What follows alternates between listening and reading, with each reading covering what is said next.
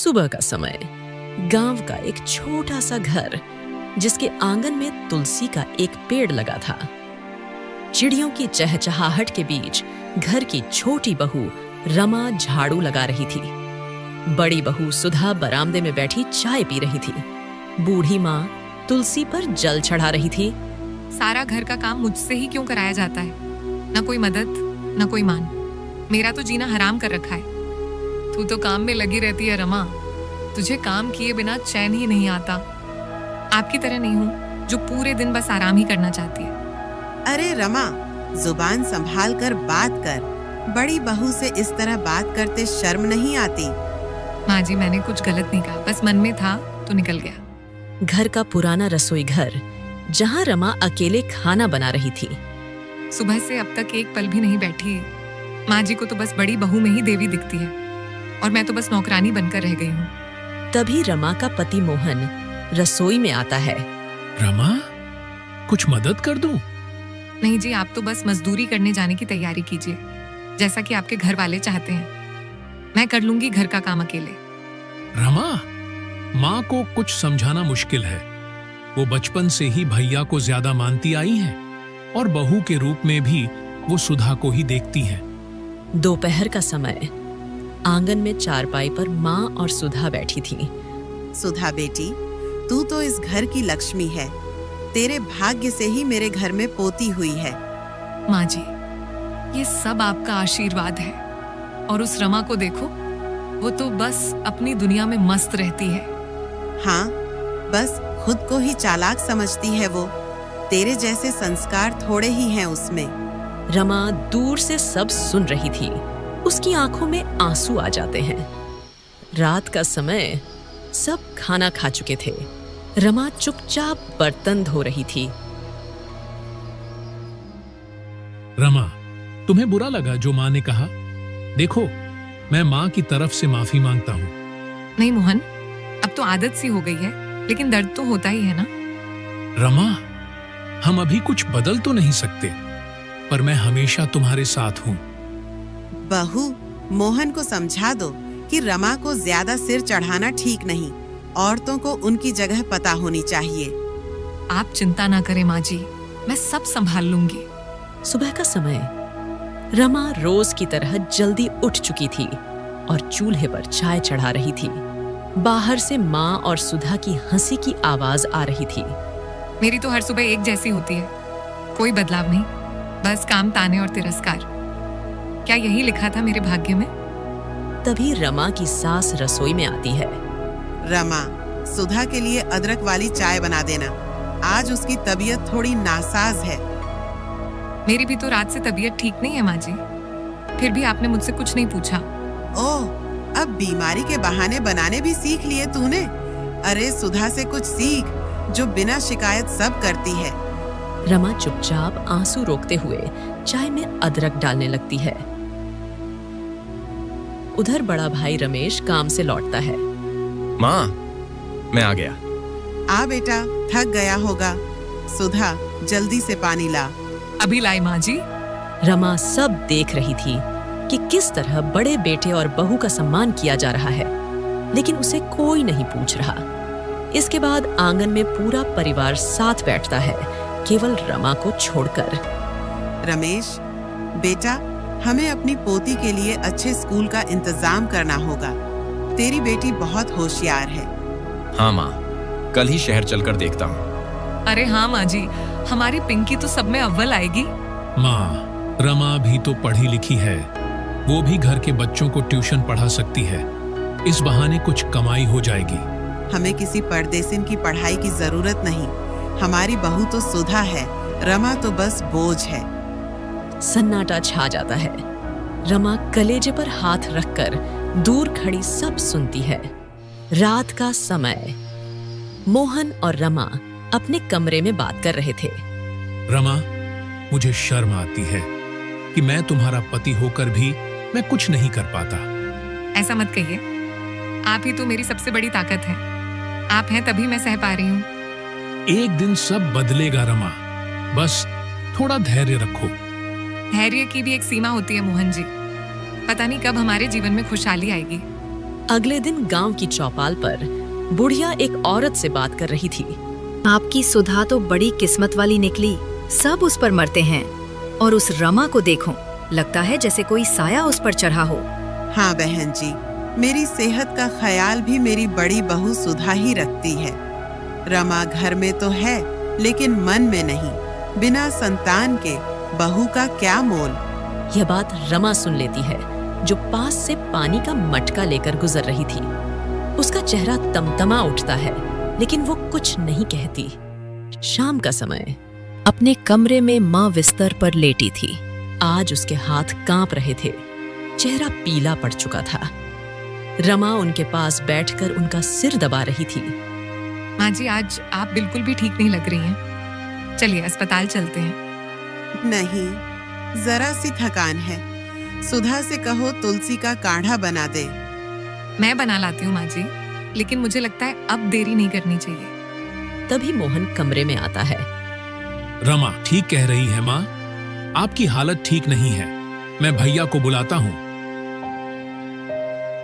रमेश भी बूढ़ी माँ के पास आ जाता है। क्या हुआ माँ को?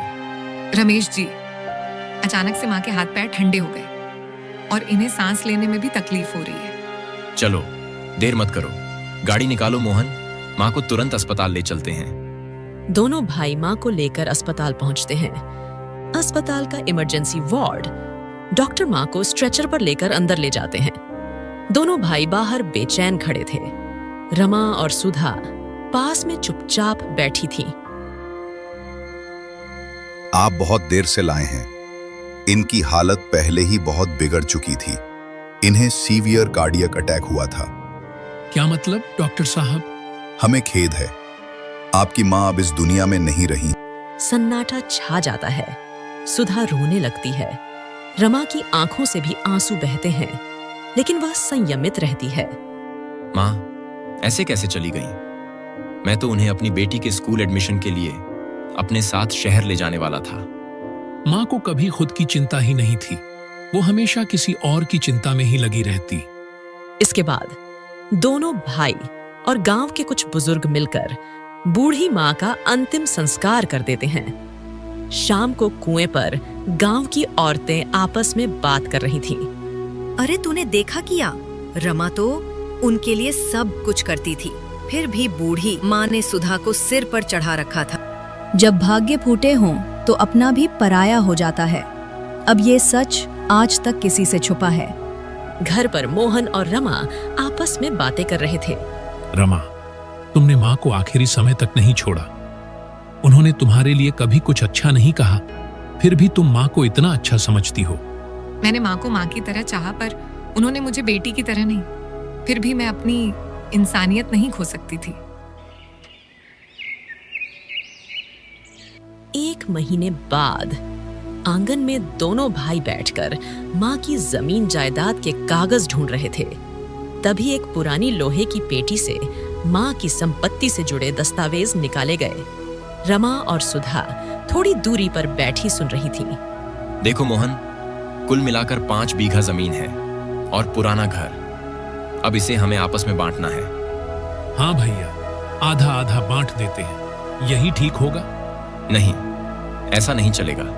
मेरा परिवार बड़ा है, मेरी बेटी है, आगे उसका भविष्य भी देखना है। तो क्या भैया, मैं तुम्हारा छोटा भाई हूँ, मेरा भी परिवार है और मैं भी इस जमीन का बराबर का हिस्सेदार हूँ। सुन, माँ मरने से कुछ दिन पहले मुझसे बोली थी कि मोहन की कोई संतान नहीं है, तेरे जिम्मे ही सब कुछ रहेगा, इसीलिए तुझे सिर्फ 30% हिस्सा मिलेगा। भैया, माँ ने मुझसे ऐसा कुछ नहीं कहा और ना ही उन्होंने कुछ लिख कर छोड़ा है। अगर ये बात सच थी तो आपने पहले क्यों नहीं बताया? माँ को लिखना नहीं आता था, लेकिन उन्होंने मुंह हज़बानी कहा था। अब तू माने या न माने, मुझे तो 70% हिस्सा चाहिए। इतना सुन रमा और मोहन अपने कमरे में चले जाते हैं।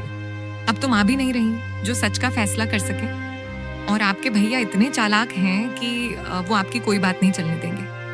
मैं झगड़ा नहीं चाहता रमा, पर अन्याय भी नहीं सह सकता। माँ के पक्षपात ने भैया को लालची बना दिया। मोहन, अब फैसला तुम्हें करना होगा। अन्याय सहने वाला भी उतना ही दोषी होता है जितना कि करने वाला। उधर सुधा और रमेश खुशी से आपस में बातें कर रहे थे। आपने सही किया जो जमीन का 70% अपने पास रखा। यदि हम उन्हें बराबर का हिस्सा देते तो हमें क्या बचता। हाँ, मैं बड़ा हूं और जमीन का ज्यादा हिस्सा रखने का हक मुझे ही है। सुबह का समय मोहन और रमा अपने 30% हिस्से की छोटी सी जमीन पर खड़े थे। दोनों के हाथों में बीज की थैली थी। सामने की ओर रमेश का बड़ा खेत फैला हुआ था। रमा, जमीन भले ही कम है, लेकिन मेहनत तो हमारी सच्ची है। मैं चाहता हूं कि हम बिना किसी झगड़े के अपने हिस्से की खेती शुरू करें। कोई बात नहीं, हम इसी जमीन से शुरुआत करेंगे और खूब मेहनत करेंगे। अगर भगवान ने साथ दिया तो एक दिन हमारी जिंदगी में जरूर खुशहाली आएगी। इसके बाद दोनों मिलकर खेत की खुदाई शुरू करते हैं। वहीं दूसरी ओर रमेश हल से अपनी जमीन जोत रहा था।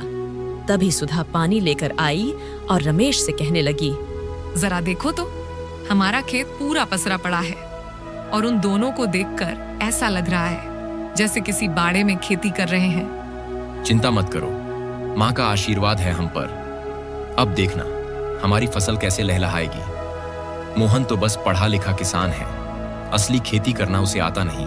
शाम का समय घर में रमा और मोहन थके हुए आते हैं।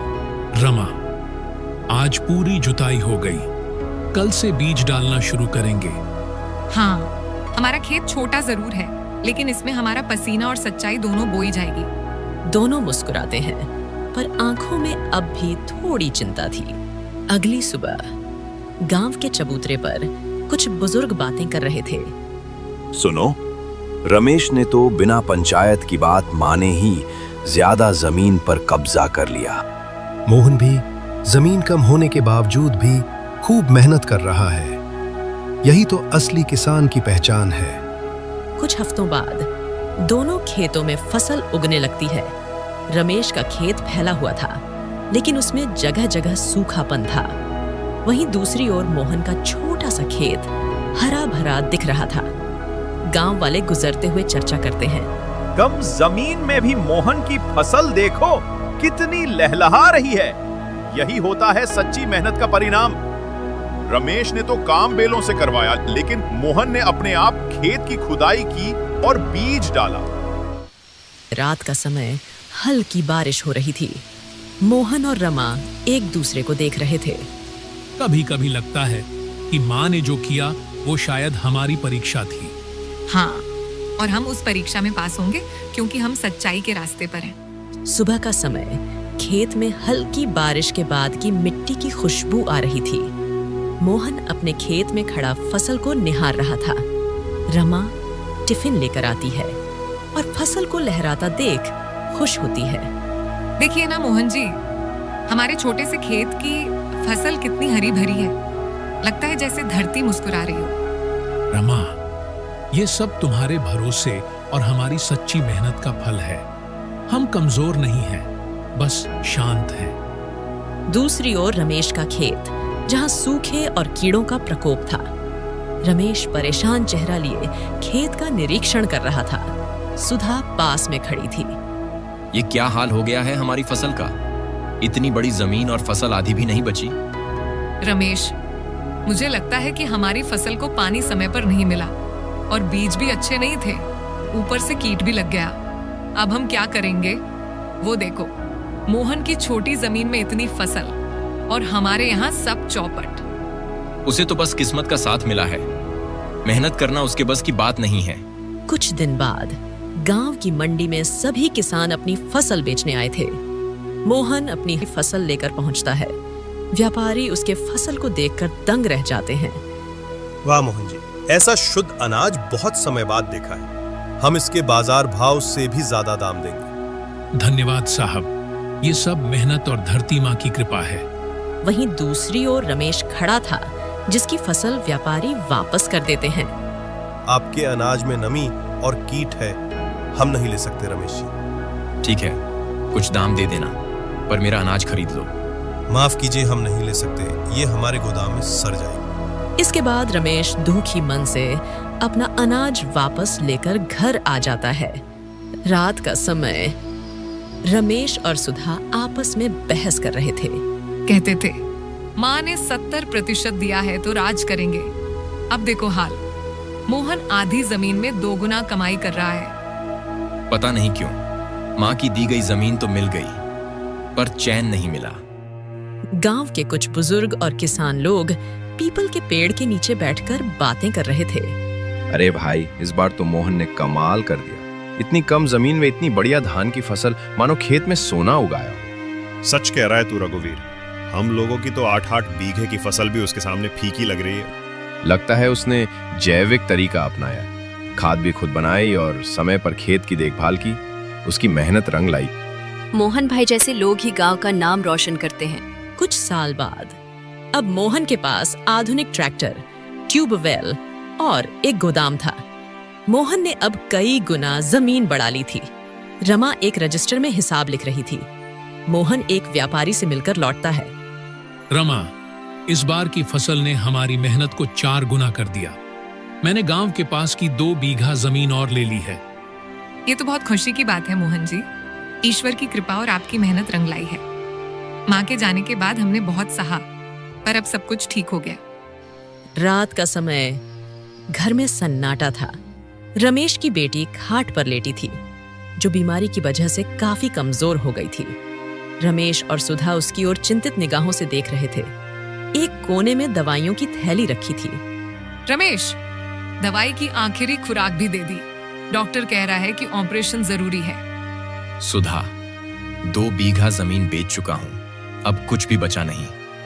ऊपर से सेठ हर दिन आकर धमकाता है। रमेश का चेहरा पसीने से भीगा हुआ था और आंखें डरी हुई। रमेश, मेरे पास एक रास्ता है। हम मोहन से मदद मांगेंगे। क्या? मोहन से? मैं उसके आगे हाथ नहीं फैलाऊंगा। रमेश, अब बात अहंकार की नहीं, हमारी बेटी की जान की है। अगर आज माँ जिंदा होती तो शायद ये दिन ना देखना पड़ता। ठीक है, कल सुबह चलेंगे। जो होगा देखा जाएगा। अगली सुबह मोहन और रमा तुलसी में पानी चढ़ा रहे थे। सामने रमेश और सुधा झिझकते हुए आते हैं। मोहन दोनों को देखकर चौंक जाता है। भैया, भाभी, आइए, अंदर आइए। कैसे आना हुआ? दीदी, आइए बैठिए, मैं आपके लिए चाय लाती हूँ। नहीं रमा, आज हम कुछ मांगने आए हैं। मोहन, मेरी हालत तुमसे छिपी नहीं है। बेटी बीमार है और इलाज जरूरी है। 2 बीघा जमीन बिक चुकी है।